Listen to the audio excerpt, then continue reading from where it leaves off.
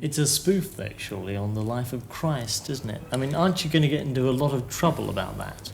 I think we'll get into a lot of trouble. I think there'll be a lot of sort of hackles raised, but it isn't a spoof on the life of Christ, in fact.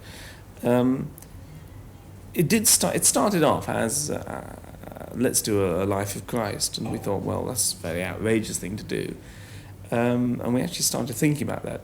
But then we all went away and did our research, and we started reading the Gospels again, and I think all unanimously came to the conclusion, well, Christ wasn't a bad bloke, really. There's not a lot you can make fun of. I mean, I would quarrel with him on a few occasions. I think he didn't do right by some of the fig trees in the world. I think he did blast them a bit, and I think that was a bit wrong of him. And some of the swine, I think he shouldn't have treated swine like he did. But generally, he was a good bloke, and so we felt, well, we don't have any quarrel with Christ. We're rather on his side. So in fact, we did the life of somebody who was born in the stable next to Christ and who wasn't Christ and didn't have quite such a sort of glamorous life. It must have been terribly difficult, though, to make a film like this. I mean, as I say, you're asking for trouble, really.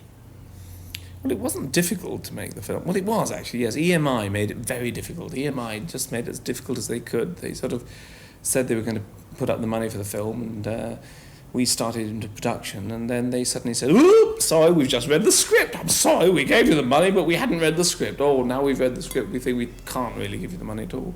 So that made it difficult. But then George Harrison and Dennis O'Brien came up with the money, and we were able to make it. The Life of Brian, though, opens in Britain fairly soon, and I suppose we can expect the same sort of shock horror reaction here too. One interesting point, though, the film's distributors, CIC, always use EMI cinemas. Now, The Life of Brian is making a lot of money in the States. All the critics over there think it's one of the funniest films they've ever seen. If the same thing happens here, some of those profits will go to EMI's boss, Lord Delfont, who, as we've just heard, withdrew his money from the project on grounds of blasphemy.